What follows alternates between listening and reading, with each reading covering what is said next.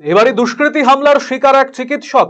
ঘটনায় পুলিশের দ্বারস্থ নিগৃহীত ওই চিকিৎসক। সোমবার রাতে নিজের প্রাইভেট চেম্বার বন্ধ করে বাড়ি ফিরছিলেন সৌবর্ণ পাল নামে ওই চিকিৎসক।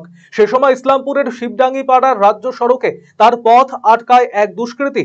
উল্টো দিক থেকে আসা নিয়ে বচসা শুরু হয়। এরপর তাকে অশ্রাব্য ভাষায় গালিগালাজ করে ওই দুষ্কৃতী। এর কিছুক্ষণ পরে সেখানে এসে উপস্থিত হয় আরো কিছু দুষ্কৃতী। তাকে মারধর করার পাশাপাশি ছিনিয়ে নেওয়া হয় তার গলায় থাকা সোনার চেন। এরপর এক টোটো ধরে কোনো মতে সেখান থেকে প্রাণ হাতে পালিয়ে আসেন তিনি। ঘটনা সম্পর্কে জানান ইসলামপুর থানাতেও নিগৃহীত চিকিৎসক ভর্তি হন ইসলামপুর মহকুমা হাসপাতালে। গোটা ঘটনায় আতঙ্কিত হয়ে পড়েছেন তিনি। মঙ্গলবার রাতে ইসলামপুর থানায় এই বিষয়ে অভিযোগ দায়ের করেন আক্রান্ত চিকিৎসক। গোটা ঘটনা খতিয়ে দেখছে পুলিশ। তো আমি কাল রাত বৃষ্টি হওয়ার পর এই 9:30টার সময় আমি আরবি নার্সিং হোম অপোজিটে চায়ের দোকানে আমি চা খেতে যাই। বৃষ্টি হওয়ার দরুন আমি বসেছিলাম। তো ওখান থেকে রাত্রি 10:30 নাগাদ আমি বেরোই বৃষ্টি থামার পর।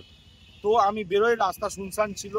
তো আমি বেরোনোর পরে কিছু দূর আসার পরে বড়টের দিকে যেতে তখন এক অজ্ঞাত পরিচয় দুষ্কৃতী, ঠিক আছে, হঠাৎ গাড়ি চালিয়ে এসে আমাকে গালাগালাজ করে, বিনা প্ররোচনায় অকথ্য ভাষায় গালাগাল দেয়। আমি বললাম ভাই কি হয়েছে?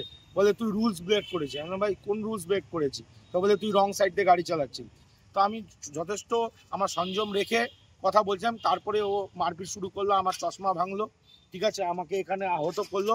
আমার গলার যে বিয়ে বাড়িতে পাওয়া সোনার চেন সেটাও ছিনিয়ে নিয়ে গেল। আরও দুষ্কৃতী ডাকলো। প্রাণের ভয়ে আমি এক টোটোওয়ালা তখন যে যাচ্ছিল, আমি প্রাণ চিৎকার করে বললাম যে আমাকে বাঁচাও, দুষ্কৃতীরা মারছে।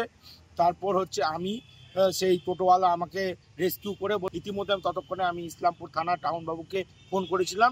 উনি যথেষ্ট সহযোগিতা করেছেন। 15 মিনিটের মধ্যে আমাকে রেস্কিউ করে আমাকে হসপিটালে অ্যাডমিট করেন। তারপর আমি থানায় আসি। তারপরে টাউন বাবু বলেন আজকে অনেক রাত হয়ে গেছে, আপনি যান। এখন আমি এফআইআরটা করি।